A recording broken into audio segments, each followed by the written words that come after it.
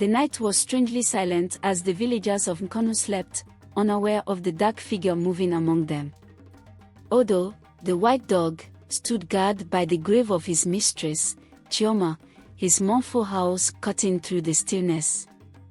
3 days had passed since she was sacrificed to the gods, her blind eyes closed forever. But tonight, something stirred beneath the earth. Chioma's grave trembled, and the air grew cold. Suddenly, the ground cracked open, and from it rose Chioma, no longer the helpless blind girl they had cast away. Her glowing blue eyes burned with vengeance. Years before, Chioma had been the pride and joy of her parents, Okeke and Ezin. Though they were poor farmers, they cherished their daughter, who was born with striking blue eyes and coiled hair that the villagers called the Dada. But when Chioma turned 4, they realized she was blind, and their happiness turned to sorrow. Still, they loved her deeply and did everything they could to make her life comfortable. However, the villagers whispered that Chioma was cursed, and when her parents both died from a strange illness, they blamed her. The blind witch, they called her, claiming she had brought bad luck to her family. With no one left to defend her, Chioma was banished from Nkanu and forced to live alone with her loyal dog, Odo. Chioma built herself a small hut on the rocky farmland her parents had left behind. Though blind, she worked tirelessly, her hands becoming as rough as the stones she tilled. She survived on the crops she grew and found comfort in Odo, who never left her side. The villagers avoided her, fearing her supposed curse, but Chioma didn't care. She had long stopped hoping for their kindness.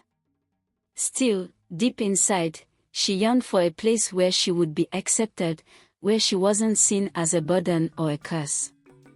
That hope dimmed further when a dark cloud descended upon the village, bringing with it an evil that would change everything. One fateful day, the village of Nkanu was plunged into darkness. The sun did not rise, and for 3 days, the village was shrouded in an unnatural night. The people grew fearful, and many believed the gods had cursed them. Kinikin, the ruler of Nkanu, summoned the village priest to find out what had caused the darkness. "Your son, Prince Obina, has committed a grave offense," the priest revealed. "The gods demand a sacrifice to cleanse the land. You must choose, your son or 7 pure maidens, to appease their anger." The king, unwilling to sacrifice his only son, chose the latter. 7 virgins would be offered to the gods. Panic spread through Nkanu like wildfire. Young girls fled the village in secret, and families offered up their daughters in hurried marriages to save them from the king's decree. Those without families, like Chioma, had nowhere to turn. She overheard the village gossip from a distance and felt dread creep into her heart. "Is this how my life will end?" she thought bitterly. "After everything I've been through, will I now be sacrificed?" Desperate to save herself, Chioma decided to go to the village and beg any man she could find to marry her, hoping it would save her from the king's deadly order. The next morning, Chioma made her way into the village, Odo guiding her steps. She approached a group of men gathered near the marketplace and knelt before them.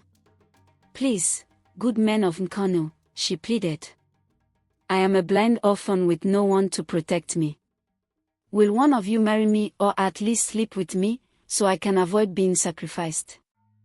The men burst into laughter, mocking her.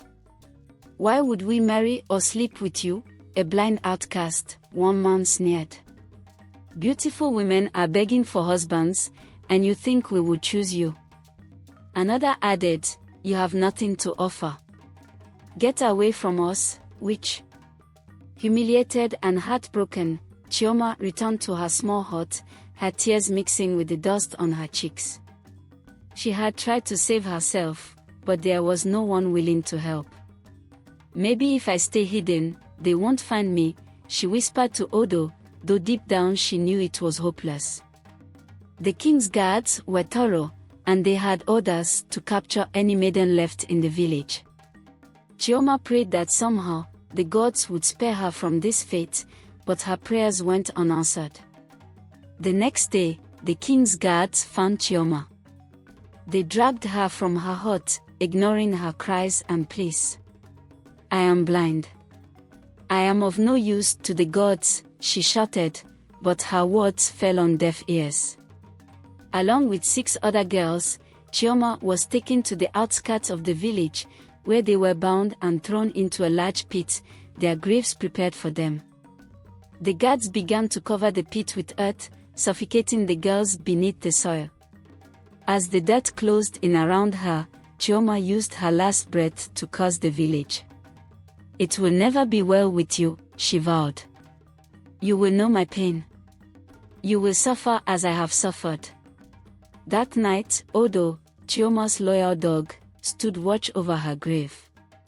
For 3 days and 3 nights, he howled, refusing to leave his mistress's side. On the 4th night, something incredible happened.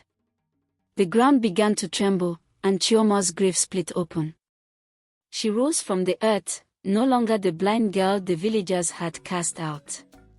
Her hands, once worn from hard labor, were now as strong as stone, and her blue eyes glowed with a fierce light.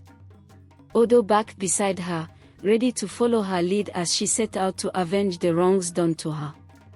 Chioma's first target was the hunter who had betrayed her location to the king's guards. The villagers had thought they were rid of her, but Chioma was back, and she was furious. Odo led her to the hunter's house, backing outside his door until the man came out to see what was causing the commotion. Before he could react, Chioma struck him with her hand, and he collapsed to the ground, paralyzed. He tried to scream, but no sound came out. The next morning, the villagers found him frozen in place, unable to speak or move. One by one, Chioma visited those who had wronged her. The men who had laughed at her in the marketplace were next. As they slept peacefully in their homes, Chioma crept in, her footsteps silent as a shadow. Odo's barking would wake them just in time to see Chioma standing over them, her blue eyes glowing with rage. With a single slap from her hardened hand, she left them blind or crippled, just as they had left her alone and vulnerable. Fear spread through Nkanu like a disease, and soon, no one dared to leave their homes at night, terrified of the ghostly figure that haunted the village. The villagers, now living in terror, sought the king's help. "There is a spirit haunting us, punishing us for our sins," they cried. But King Ikin dismissed their fears, calling them superstitious fools. He refused to believe that the blind girl they had sacrificed could somehow return to seek vengeance. However, when his own household was targeted, the king could no longer ignore the truth. One night, as Queen Amora was preparing dinner with her maids, Odo's bark echoed outside the palace. Before anyone could react, the queen felt a powerful slap across her face, as if struck by a stone. She fell to the floor, unable to speak, her voice stolen by Chioma's curse. The next night, Prince Obina was woken by the same terrifying sound, Odo's barking. Before he could call for his guards, Chioma appeared in his chambers. With a swift slap, she blinded him, leaving the prince to stumble through the palace in darkness, just as Chioma had once been forced to navigate the world blind and alone. The king, now faced with the loss of his wife's voice and his son's sight, realized too late that the curse was real. Sorrow and fear gripped the village of Nkanu as the curse of Chioma spread through its people. The once vibrant village, filled with laughter and song, had become a place of dread. No one ventured out at night, and the sound of Odo's haunting bark echoed through the streets like a warning. Those who had laughed at Chioma's misfortune now suffered as she had, blind, mute, or paralyzed, and the rest of the village feared they would be next. King Ikin, desperate to stop the nightmare that had befallen his people, gathered the village elders and the priest in the royal hall. The mood was tense, And the king's face, usually stern and confident, was now filled with worry. "What must we do to end this curse?" he asked, his voice heavy with guilt. "I cannot allow my people to suffer any longer." The priest, an old man with deep lines etched into his face, spoke slowly, choosing his words carefully. "The gods have been angered by your choice, Your Majesty," he said. "You sacrificed innocent lives to save your son, and now, the spirit of Chioma, the blind girl, seeks justice. There is only one way to make amends." The king leaned forward, eager for a solution. "What is it?" "I will do anything. You must find Chioma's body and give her a proper burial. You must acknowledge the wrong that was done to her and honor her spirit. Only then will her wrath be calmed." The king nodded, but the priest continued, "There is more. Your son, Prince Obina, must also atone for his sins. He must personally seek out Chioma's grave and beg for her forgiveness. If her spirit finds his plea worthy, she may lift the curse." King Ikin's heart sank. Sending his blind son into the forest to find the grave of Chioma was a dangerous task, but there was no other way. He could not bear to see his people suffer any longer, nor could he face the thought of his wife remaining mute and his son blind forever. The next morning, the king summoned Prince Obina to the palace courtyard. The prince, still reeling from his sudden blindness, stumbled toward his father. "Father, what is happening? Why has this curse fallen upon us?" he asked, his voice filled with confusion. King Ikin explained the situation, his voice trembling with regret. "It was my choice, Obina. I chose to sacrifice 7 innocent maidens to save you from the god's wrath. One of them was Chioma, the blind girl. Now, her spirit is seeking vengeance, and you must make amends." The prince was silent for a moment, processing the weight of his father's words. "What must I do?" he finally asked. "You must go to her grave and beg for her forgiveness," the king said. "It is the only way to end this curse." Though fear gripped his heart, Obina agreed. That evening, with a heavy heart and a small group of trusted warriors by his side, the prince set out on his journey to find Chioma's grave.